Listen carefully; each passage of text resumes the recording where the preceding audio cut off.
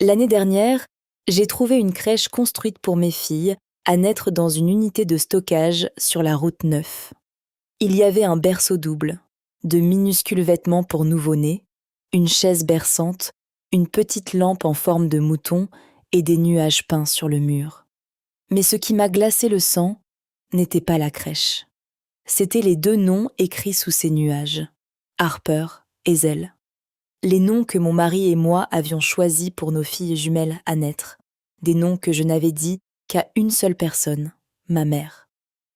Quand l'inspecteur Moss m'a demandé si je reconnaissais l'écriture à côté d'eux, je l'ai fait.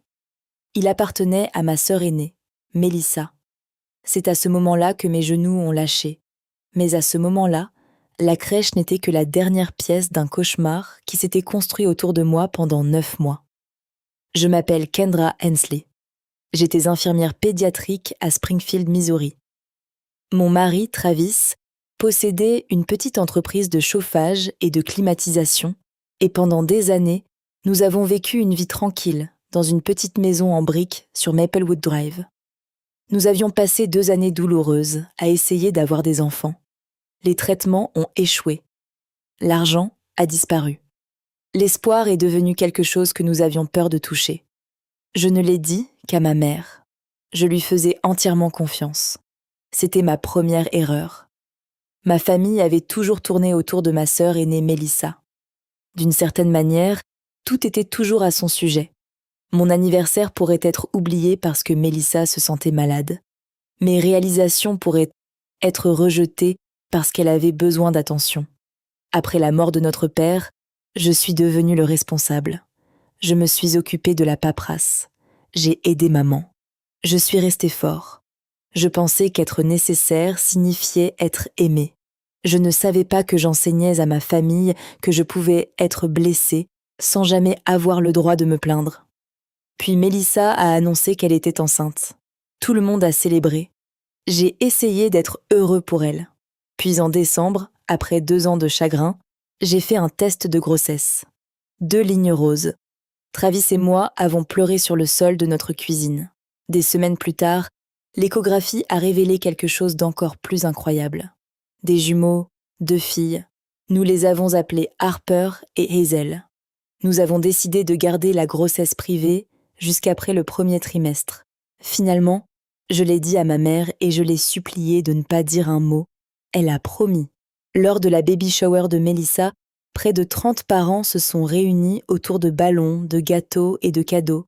Puis ma mère s'est levée avec un verre à la main. Elle sourit et annonça qu'il y aurait bientôt encore plus de bénédictions parce que je portais des jumeaux. La pièce devint silencieuse. Mélissa se leva. Elle a attrapé le couteau à gâteau et l'a pointé directement sur mon ventre. Elle a crié que c'était son jour. Puis elle s'est penchée vers moi et a chuchoté « Tu m'as volé ma vie. Tu as volé mes bébés. » Je suis partie avec Travis. Le lendemain matin, ma mère a appelé. Je m'attendais à des excuses.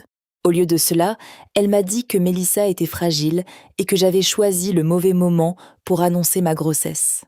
C'est à ce moment-là que j'ai arrêté d'essayer de maintenir la paix. J'ai ouvert un cahier. Dates, heures, témoins, mots exacts. Tout est entré. Puis les choses étranges ont commencé. Des funérailles sont apparues chez moi. Des couches pour nouveau-nés sont arrivées que je n'avais jamais commandées.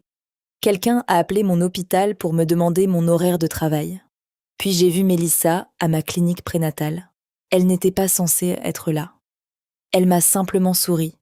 Quelques semaines plus tard, ma mère a annoncé que Mélissa avait perdu son bébé à 36 semaines. Pas de détails sur l'hôpital, pas de funérailles, pas de questions autorisées. Puis maman a commencé à me dire que mes jumeaux à naître étaient tous partis de Mélissa. Elle voulait Mélissa à mes rendez-vous à la livraison. Elle voulait même que Mélissa soit impliquée dans le prénom de mes filles. 2 jours plus tard, ma mère a mentionné avec désinvolture que mon rendez-vous de 26 semaines s'était bien passé. Je ne lui en avais jamais parlé. C'est à ce moment-là que j'ai su que quelqu'un accédait à mes informations médicales. Avec l'aide de l'avocate June Albright, j'ai testé la fuite.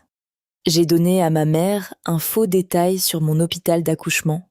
2 semaines plus tard, Mélissa a mis en ligne des gens moqueurs qui pensaient qu'ils étaient trop bons pour cet hôpital.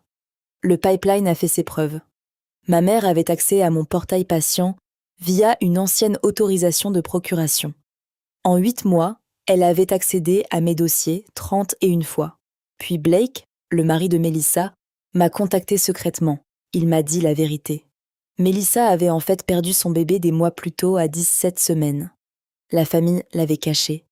Elle avait également subi 4 fausses couches précédentes. Mais le pire, c'était ça.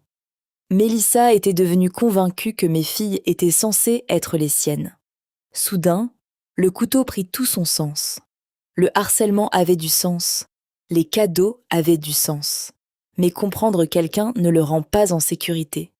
Une nuit, notre caméra de sécurité a filmé quelqu'un essayant d'entrer dans notre jardin. Puis une boîte est apparue devant notre porte. À l'intérieur se trouvaient 2 minuscules tenues jaunes. L'un a dit Harper, l'autre a dit Hazel. Les 2 noms avaient été brodés à la main. La police s'est impliquée. J'ai finalement donné naissance à mes filles à merci générale. La sécurité de l'hôpital nous protégeait. Je pensais que c'était enfin fini. 3 mois plus tard, un enquêteur d'État s'est arrivé parce que quelqu'un avait anonymement signalé que je négligeais mes filles nouveau-nées. Le rapport contenait des détails sur mon horaire de travail et même sur l'aménagement de ma maison. C'était complètement faux. Puis l'inspecteur Moss a appelé. Il y avait une unité de stockage sur la propriété de la route 9 reliée à ma famille. Quand Travis et moi sommes arrivés, la porte était déjà ouverte. À l'intérieur se trouvait la crèche, le berceau exact que j'avais recherché en ligne, des vêtements pour nouveau-nés.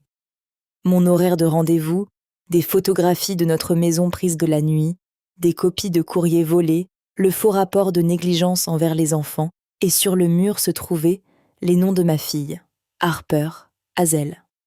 Le bail était au nom de ma mère. Elle avait loué l'unité pendant 9 mois. Elle avait construit une crèche pour des enfants qui n'étaient pas les siens, tout en disant à tout le monde qu'elle protégeait simplement ma sœur. À l'audience, la preuve était accablante. Mon carnet, les journaux d'accès médicaux, les rapports de police, les photos, les vêtements brodés, l'unité de stockage. Blake a témoigné. L'inspecteur Moss a témoigné. Puis Melissa a pris la parole. Elle a vu la photo de la crèche. Son expression calme disparut. Elle a pointé du doigt le mur peint et a dit « Cette pièce m'appartient ».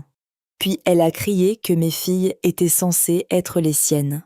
Le juge a ordonné une ordonnance de protection complète contre elle. Melissa a par la suite accepté un accord de plaidoyer impliquant des violations de harcèlement criminel et d'ordonnance de protection ainsi qu'un traitement psychiatrique. Blake a demandé le divorce et Travis et moi sommes partis. Nous avons vendu notre maison et avons déménagé dans une autre ville. Nous avons peint une nouvelle pépinière nous-mêmes. Pas de nuages, pas de noms étranges, pas de secrets, juste 2 petites filles qui grandissent dans une maison où personne n'a à rivaliser d'amour. La pépinière de l'unité de stockage a été donnée à un refuge pour femmes. Ma mère envoie encore des lettres 1 fois par mois. Je ne les lis pas. Je sors avec eux. Je les ai rangées. Pendant la majeure partie de ma vie, j'ai cru qu'être le plus fort était un compliment. Maintenant, je sais ce que ça voulait vraiment dire. Cela signifiait que tout le monde s'attendait à ce que j'absorbe les dégâts pour ne pas avoir à y faire face. Le couteau était terrifiant. La crèche était horrible. Mais ce n'était pas non plus la partie la plus effrayante.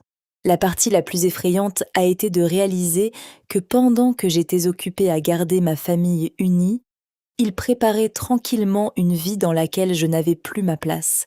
Et c'est la leçon que je n'oublierai jamais. Être fort ne signifie pas permettre aux gens de vous blesser.